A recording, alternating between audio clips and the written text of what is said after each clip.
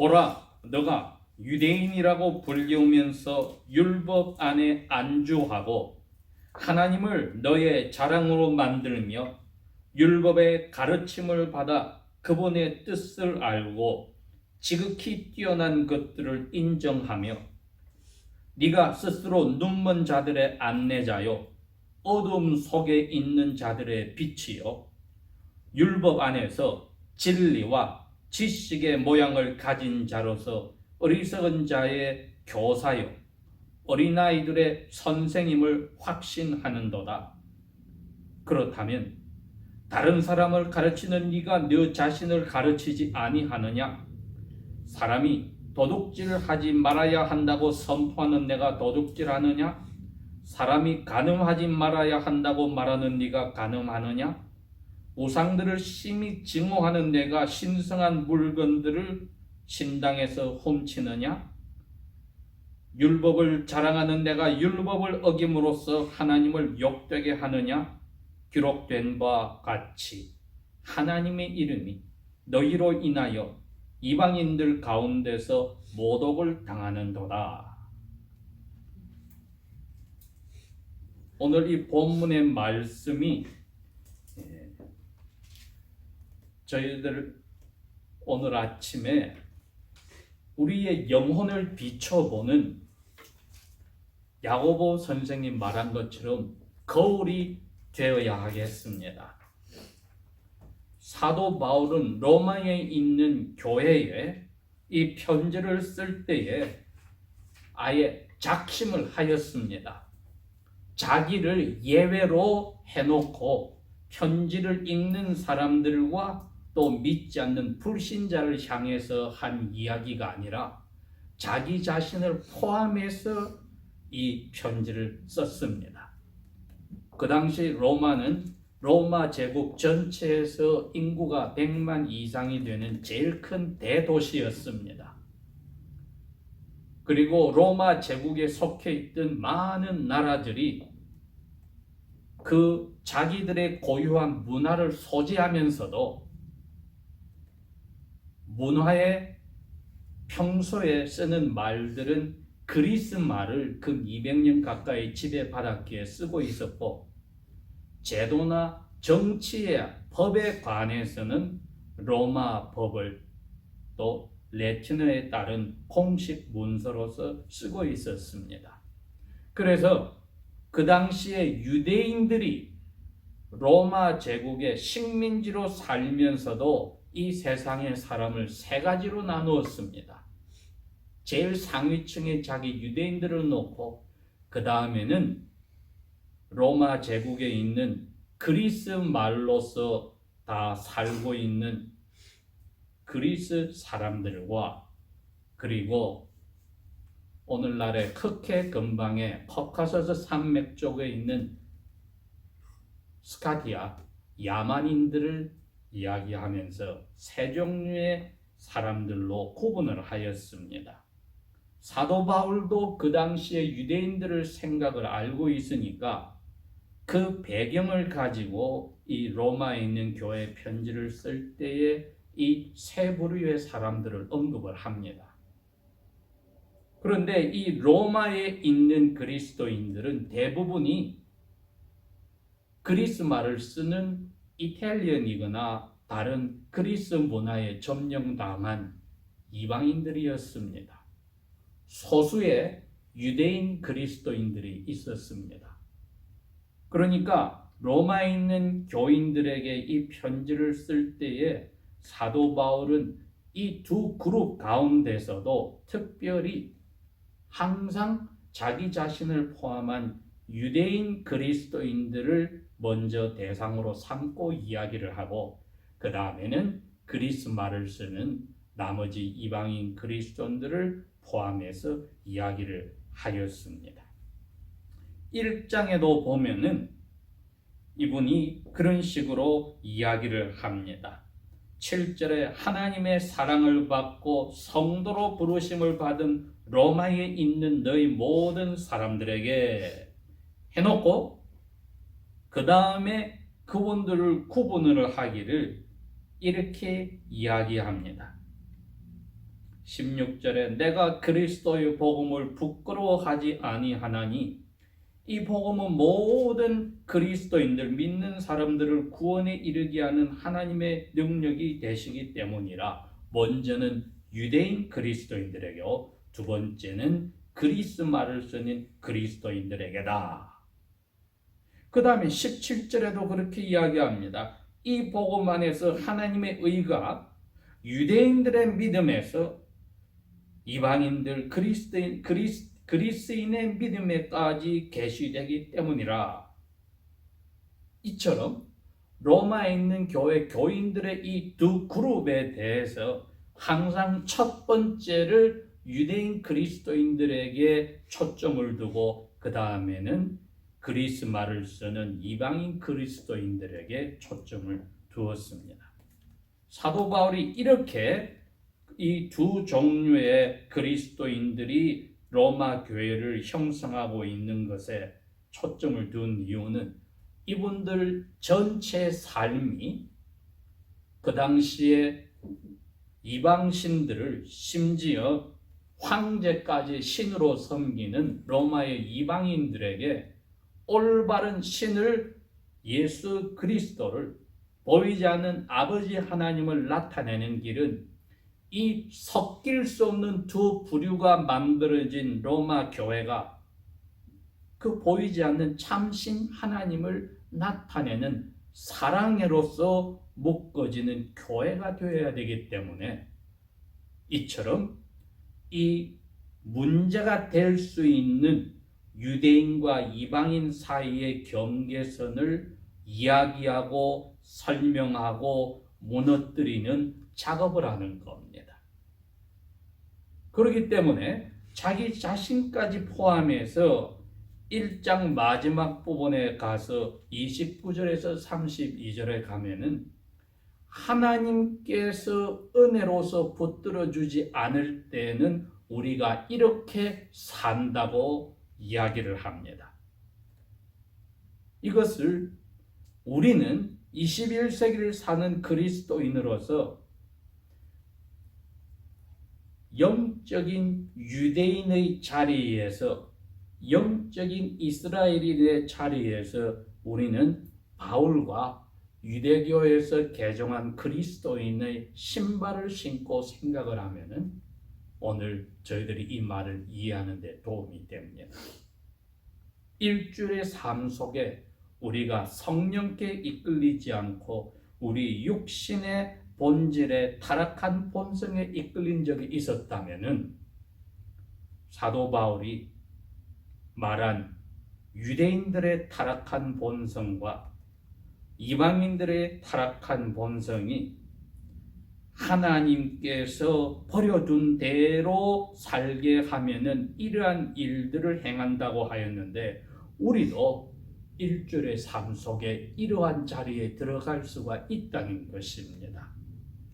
29절부터 읽어보면은 이러한 것들이 우리의 언행 심사의 일주일의 삶 속에 은혜에서 우리 스스로가 풀어지고 우리의 욕심에 붙잡히는 일어나는 일들이 모든 불의와 음행과 사악과 탐욕과 악의가 가득한 자요, 시기와 살인과 분쟁과 사기와 악독이 가득한 자요, 가십하는 자들이요, 뒤에서 험담하는 자들이요, 하나님을 미워하는 자들이요, 업신여기는 자들이요, 거만한 자들이요, 자랑하는 자들이요, 악한 일들을 꾸미는 자들이요, 부모에게 불순종하는 자들이요, 지각이 없는 사람들이요, 약속을 어기는 사람들이요, 본래에 정이 없는 자들이요, 화해하기 어려운 자들이요, 자비가 없는 자들이다. 이게 우리 영혼의 거울에 비춰 보았을 때 꼭 하나님이 그대로 두면은 본성대로 타락한 본성대로 사는 사람의 모습인 동시에 로마에 있는 유대인 그리스도인들도 또 그릭 말을 쓰는 그리스도인들도 바울 자신도 우리도 하루 24시간 언제든지 이러한 위험에 빠질 수 있다는 것입니다.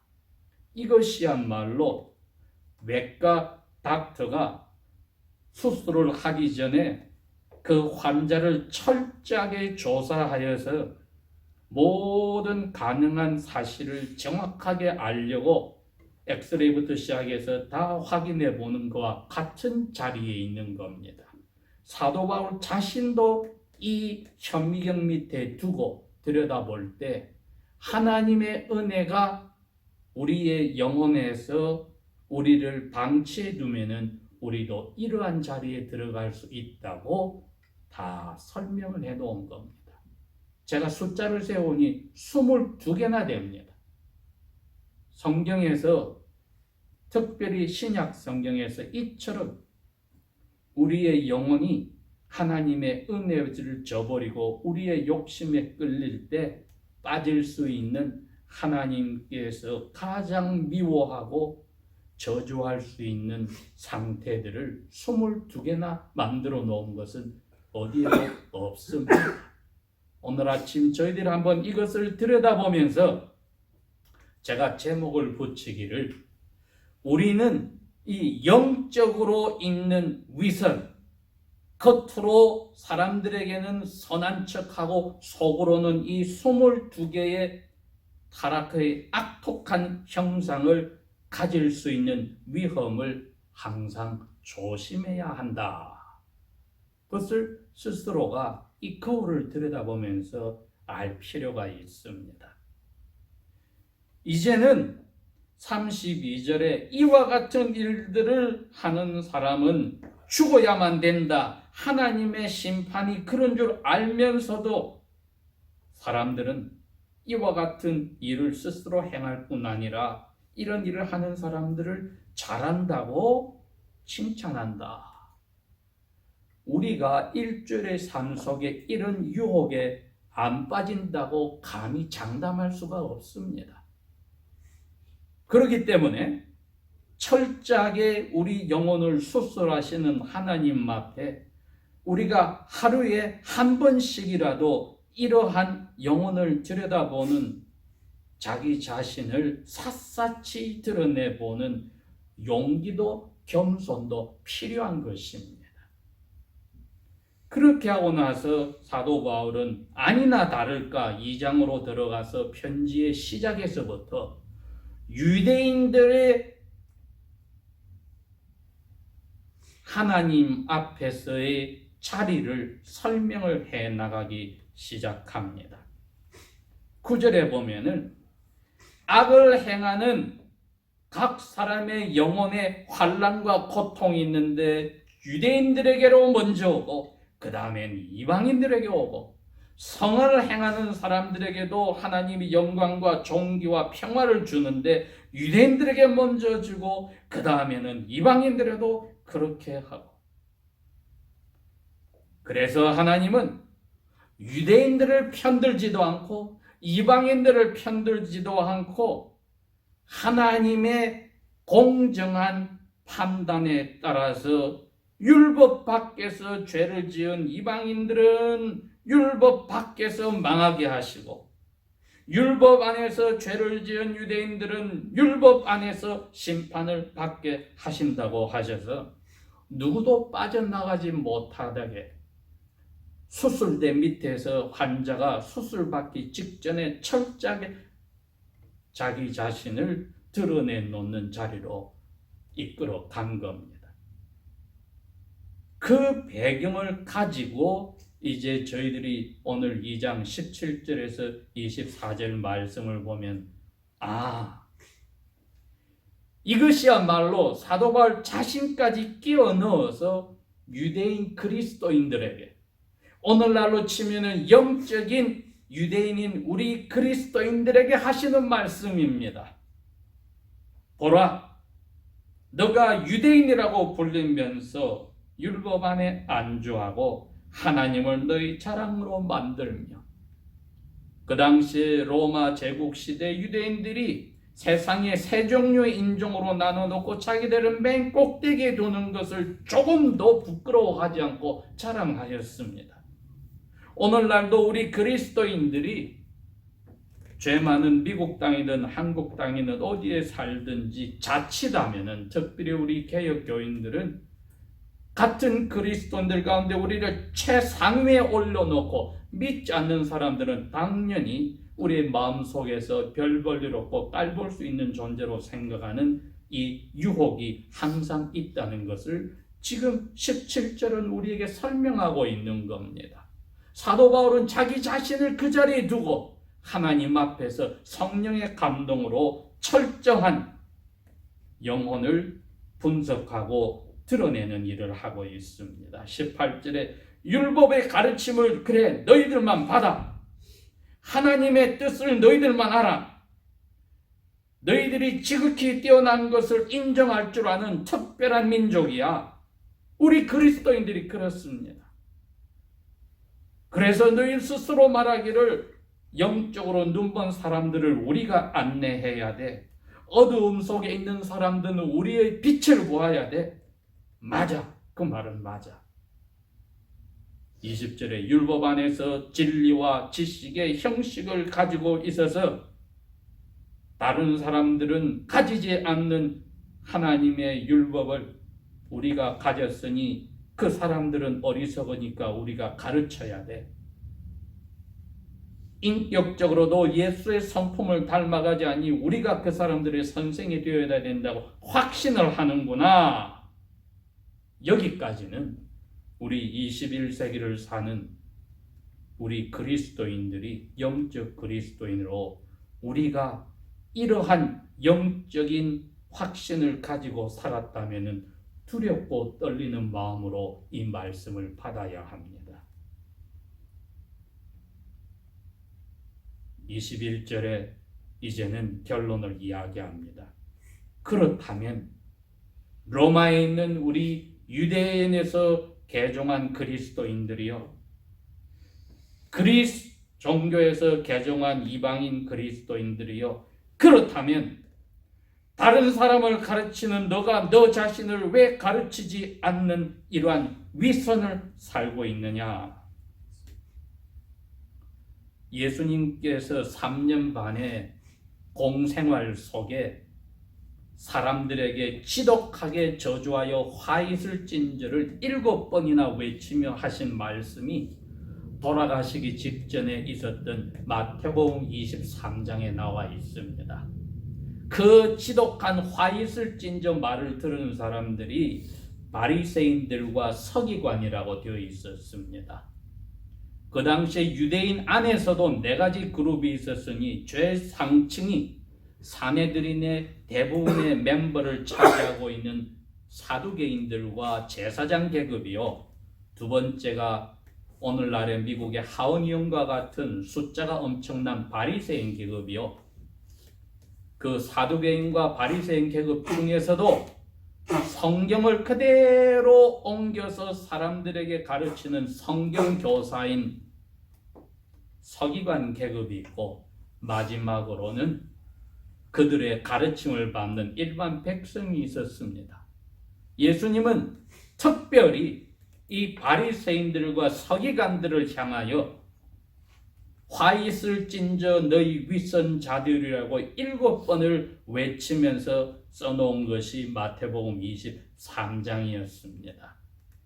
바로 그것이 그들이 가지고 있는 다른 사람보다 우월하며, 심지어 요한복음 7장 49절에 표현하기를 우리가 가르치는 이 사람들은 율법도 모르니 하나님께 저주를 받는 자라고 일반 백성을 그처럼 저주하는 영적 교만을 가진 자세, 예수님은 이 위선을 화이슬 찐저라고 7번이나 저주를 하였는데, 그것을 21절에 지금 사도 바울이 그 정신을 가져와서 이야기를 하는 겁니다.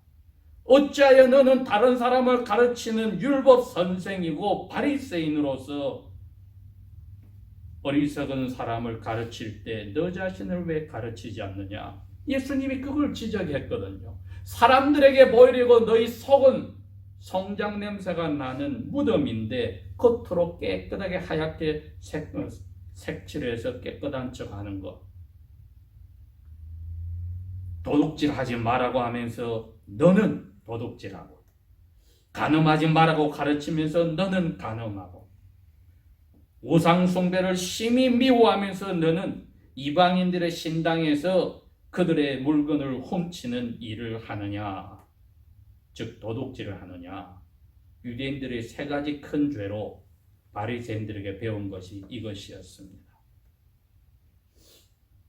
그러니 사도 바울이 이것을 유대인 그리스도인들과 이방인 그리스도인들에게 이야기할 때에 우리는 그러한 삶을 살지 않아 하고 우월감을 가지라고 쓴 것이 아니고, 언제든지 하나님의 은혜를 떠나서 우리를 드러낼 때 우리는 이 죄에 빠질 수 있다고 경계하고 경종을 울리려고 이 말씀을 주신 겁니다.